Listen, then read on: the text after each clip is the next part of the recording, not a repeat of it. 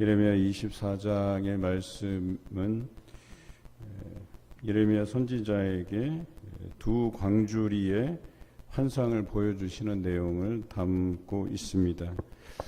그런데 이 환상을 본 때에 대한 부분이 1절에 잘 기록되어 있죠.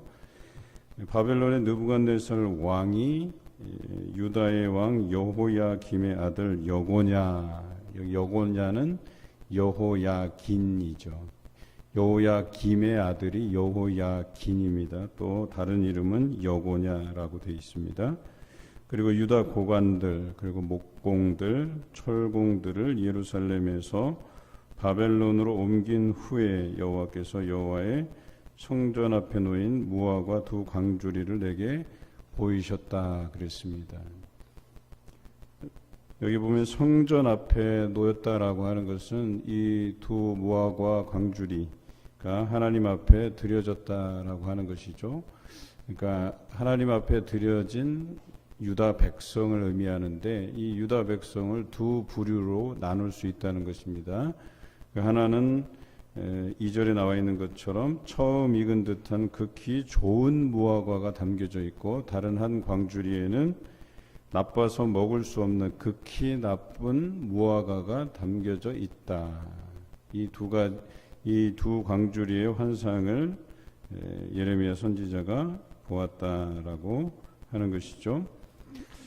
오늘 1절의 말씀으로 돌아가서 바벨론 왕이 왜 이 고관들과 목공들, 철공들을 데려갔느냐, 우리가 쉽게 추측해 볼 수 있겠죠. 이제 거대 제국을 이루기 위해서 바벨론이 그 침공해서 점령한 나라들의 중요한 일꾼들을 데려다가 자기 나라의 기술의 발전, 또 때로는 자신들이 그 업적을 이루기 위해서 이제 사용될 사람들, 인재들을 끌고 갔다, 이렇게 볼 수 있겠죠. 그런 때에 예레미야에게 그 환상이 보여진 것인데 3절에 여호와께서 예레미야에게 내가 무엇을 보느냐 물으십니다. 그때 예레미야가 무화과를 보았습니다. 하나는 극히 좋고 하나는 나쁜 것이다라고 이렇게 답변을 하게 되죠. 그런데 이 두 가지 광주리에 담긴 무화과가 의미하는 바가 있죠. 그래서 5절부터 7절까지 말씀과 8절에서 10절까지 말씀, 이 두 가지 해석을 보이는 겁니다. 그래서 하나는 바벨론으로 이렇게 옮겨갔다. 사실은 5절의 표현에서 보면 옮겨라고 표현되어 있어요. 겉으로 볼 때는 포로로 잡혀가는 것이죠. 끌려가는 것이죠. 겉으로 볼 때는 좋은 일이 아니에요. 나쁜 일이에요. 또 어찌 보면 예루살렘에 남아서 끝까지 투쟁하는 사람이 있었고, 또 바벨론으로 끌려가는 것이 수치라고 생각해서 차라리 그러면 다른 쪽으로 도망가자 해서 애굽이라든지 다른 이방 나라들로 도망치는 사람들이 있었다는 거예요. 그런데 여기에서 극히 좋은 무화과를 상징하는 사람들은 바벨론으로 하나님께서 옮기신 사람들, 우리가 볼 때는 포로로 끌려가고 잡혀가는 것인데 오늘 성경에서는 이곳에서 옮겨 갈대아인의 땅에 이르게 한 유다 포로라고 이렇게 이야기하고 있죠. 그러니까 하나님께서 보내신 거예요. 그들을 극히 좋은 무화과로 다시 회복시키기 위해서 그들을 보내신 것이죠. 그래서 그들이 돌아보아 좋게 하여 다시 이 땅으로 인도하여 세우고 헐지 아니하고 심고 뽑지 아니하겠다, 이렇게 말씀하고 계시죠. 그리고 전심으로 내게 돌아오게 하고 그들로 하여금 내 백성이 되겠고 나는 그들의 하나님이 되겠다라고 말씀해 주시는 것입니다. 지금은 뽑혀서 다른 곳으로 가지만 이제는 다시 그 예루살렘으로 돌아와서 심겠고 다시 뽑지 아니하는 그런 백성으로 삼아 주시겠다라고 약속의 말씀을 주십니다. 당장에 보기에는 포로로 끌려가는 것으로 보일 수 있지만 이것은 하나님께서 그들을 하나님의 뜻대로 옮기셨다가 다시 예루살렘으로 돌아오게 하시겠다는, 그리고 그들을 상징하는 극히 좋은 무화과의 환상을 예레미야에게 보여주신 것이다 라고 하는 것이죠.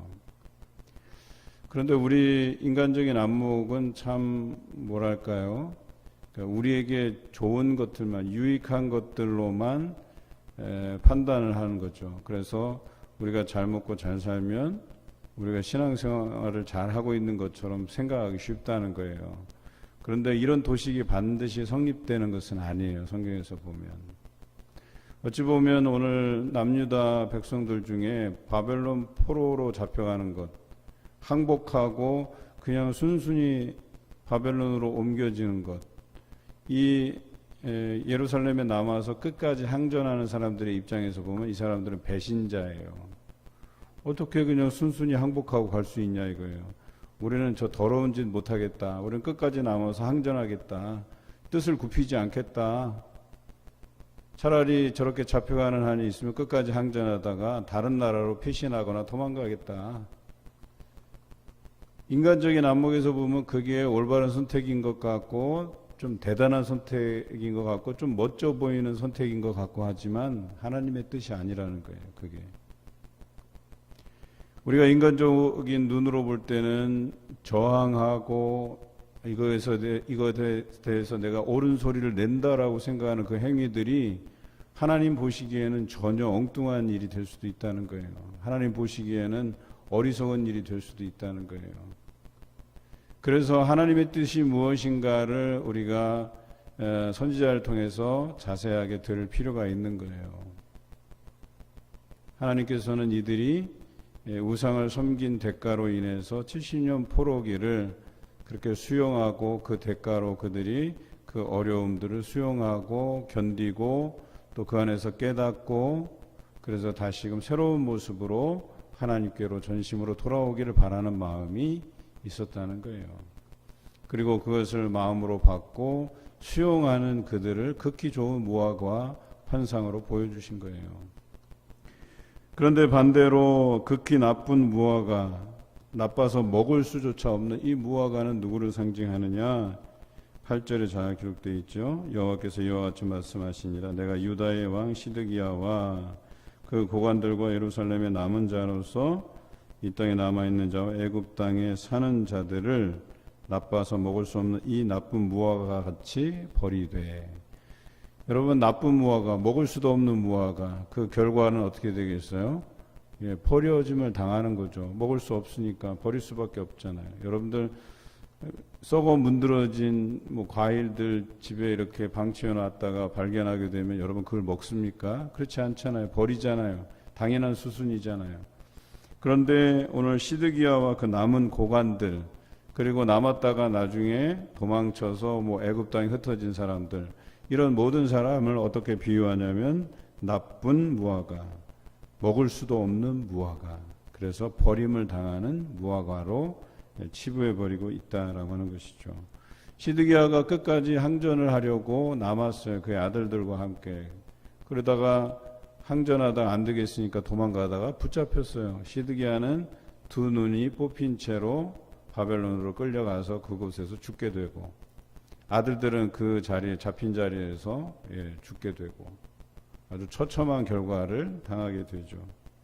또 애굽으로 끌려간 자들도 어찌 되어 10년 후에 바벨론이 이집트를 침공함으로 인해서 거기에서 다 멸절당하기까지 하는 거죠. 그래서 우리가 23장에서도 나눴듯이 그들과 칼과 기근과 전염병에 다 멸절되리라고 하신 이 예언의 말씀이 이루어져요. 뿐만 아니라 오늘 성경 마지막 절에도 내가 칼과 기근과 전염병을 그들 가운데 보내시겠다라고 분명히 말씀하시잖아요. 누가 보내신다고요? 하나님께서 보내신다고요. 하나님께서 그들을 심판하신다고 분명히 이야기하고 있지 않습니까? 9절에도 보면 세상 모든 나라 가운데 흩어서 그들에게 환난을 당하게 할 것이고 내가 쫓아보낼 모든 곳에서 그들이 부끄러움을 당하게 하며 또 말거리가 되게 하며 조롱과 저주를 받게 할 것이다. 이렇게 말씀하고 계시잖아요. 여러분, 인간적인 눈으로 볼 때는 끝까지 남아서 항전하는 사람들이 멋져 보일 수 있지만 그것이 하나님의 뜻은 아니었었어요. 예레미야 선지자를 통해서 하나님께서 주신 말씀은 너희가 포로로 가라는 거예요. 옮겨짐을 당할 것이라는 거예요. 그리고 거기서 70년 포로기를 지나게 될 것이다 라는, 이것이 하나님의 뜻이었다는 거예요. 그리고 그 뜻에 순응하는 사람들은 어떤 사람이었냐? 자기의 죄를 인정하는 사람이었다는 거예요. 이게 차이가 있는 거예요. 끝까지 항전한 사람들은 자신들이 여전히 옳았다고 생각해요. 자신의 태도가 맞다고 생각해요. 자신들이 하나님 앞에 범죄한 것이 없기 때문에 자신들이 망하지 않을 거라고, 평안할 것이라고, 끝내는 하나님께서 자신들을 구원할 것이라고 생각했다는 거예요. 이 뻔뻔스러움으로 그들은 끝까지 항전한 것이에요. 하나님의 뜻에 반하는 행동을 한 것이죠. 죄에 대한 깨달음이 없었다는 얘기예요. 그런데 포로로 끌려간 사람들은 자신들이 지금까지 저질렀던 그 죄에 대해서 인정하는 것, 그리고 그것에 대해서 회개하고 그것에 대한 대가를 자신들이 충분히 받겠다고 결정하고 바벨론으로 끌려간 사람들이죠. 여기에 차이점이 있다는 거예요. 그래서 모든 것을 우리의 인간적인 눈으로만 판단해서는 안 될 것이다 라고 얘기하는 거예요. 고난을 당할 때 이 고난을 대하는 태도에 있어서도 우리는 두 가지 태도를 가질 수가 있어요. 하나는 정말 내가 생각난 그런 범죄함이 있어서, 하나님 앞에 게으름이 있어서, 그것으로 인해서 내가 지금 당하는 이 고난이 내 죄로 인한 것임을 우리가 인정하고 그것을 달게 받으려고 하는, 그래서 끝까지 그 고난을 인내하며 견디려고 하는 사람이 있고, 또 하나는 이것에 대해서 내가 억울하지만 그래도 내가 하나님 앞에 신실하게 지금까지 달려왔는데 내가 당한 이 고난에 대해서 억울한 심정이긴 하지만 그래도 뭔가 하나님의 뜻이 있으시겠거니 생각하고 자신의 그 고통스러움과 아픔을 하나님께 고백하고 더 하나님께 가까이 나아가려고 하는 사람, 이 두 부류는 제가 볼 때는 극히 좋은 무화과, 환상에서 본 바로 그 극히 좋은 무화과 같은 사람들이에요. 그런데도 불구하고 내가 이렇게 하나님의 그 보내주신 뜻, 또 우리 삶의 환경에서 경험하게 하신 이런 것들이 내가 판단했을 때 정말 내가 이것들을 누리는 것이 마땅한지 옳은지, 내가 하나님 앞에 제대로 행한 것도 없고 게으르고 나태하고 불순종하고 말씀에 가까이 가지도 않고 기도도 안 했는데 과연 내가 이렇게 풍족히 누리고 평안히 누리는 것이 이게 마땅한가라고 생각하고 돌아서면 괜찮은데, 나는 당연히 누릴 자격이 있어, 또 나는 이 평안한 것이 내가 하나님 앞에 열심히 신앙생활했기 때문이야 라고 이렇게 자기 합리화를 시도하는 사람들, 이런 사람들은 결과적으로 그 풍족함, 그 은혜들, 그 평안들이 다 끊겨지고 결과적으로 심판 안에 놓이게 될 수밖에 없다라고 하는 것이에요. 우리가 현재 진행되고 있는 우리의 삶의 결과물로서만 판단할 수 있는 문제는 아니라는 거예요. 그런데 우리는 그렇게 쉽게 생각해요. 어떤 사람이 좀 육신의 어떤 질병으로 인해서 아파요. 그걸 보고 우리는 함부로 판단하죠. 저거 하나님의 말씀 순종 안 해서 저런 병이 온 거야. 저렇게 아픈 거야. 일이 잘 안 풀리는 거야.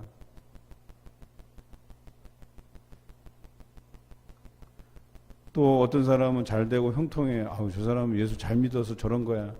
이런 단순 도식의 문제가 아니라는 거예요.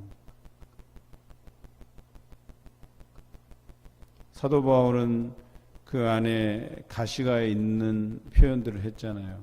그래서 하나님께 소원했잖아요. 이것들을 나에게서 좀 이렇게 사라지게 했으면 좋겠다. 그런데 내게 그 은혜가 족하다라고 표현한 것 때문에 평생 가시를 안고 살잖아요.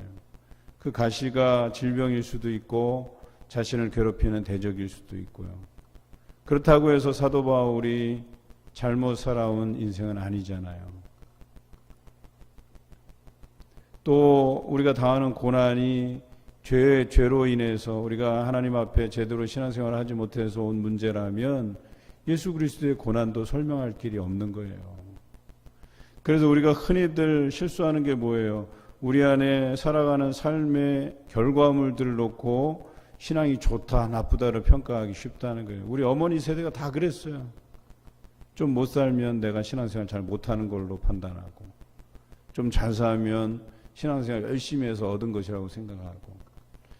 여러분, 그렇지 않다는 거예요. 하나님의 은혜로서 형통한 길을 걷기도 하지만 그렇지 않을 때도 있다는 거예요.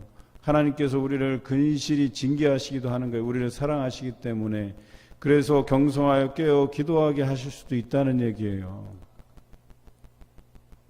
때로는 우리가 잘 되는 것 같지만 그것으로 인해서 영적인 무감각함을 통해서 하나님께로부터 더 멀어질 수도 있다는 얘기예요. 그래서 우리는 늘 말씀에 우리 자신들을 비춰보는 거예요. 삶의 결과들로 우리를 판단하는 것이 아니라, 우리 신앙을 판단하는 것이 아니라 말씀에 비춰보고 과연 내가 하나님 앞에 제대로 살고 있는가에 대한 부분들을 판단해야 된다는 것이죠.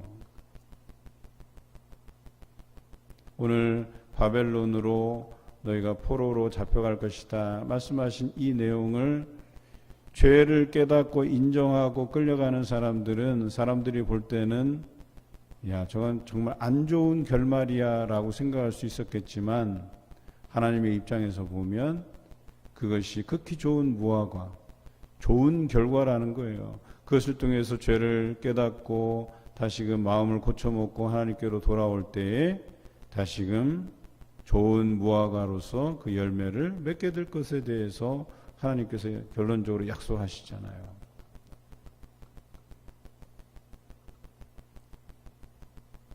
좋은 무화과입니까 여러분들은? 아니면 나쁜 무화과입니까? 오늘 말씀에 비추어 보아서 나의 삶의 모든 부분들을 정확히 판단하시기 바라요. 주의 심판은 도적같이 온다 그랬어요. 우리가 누리고 있는 그 모든 것이 하루아침에 다 끊어져 버리고 살 소망조차 사라질 때가 반드시 온다라고 하는 사실을 여러분 기억하시기 바라요.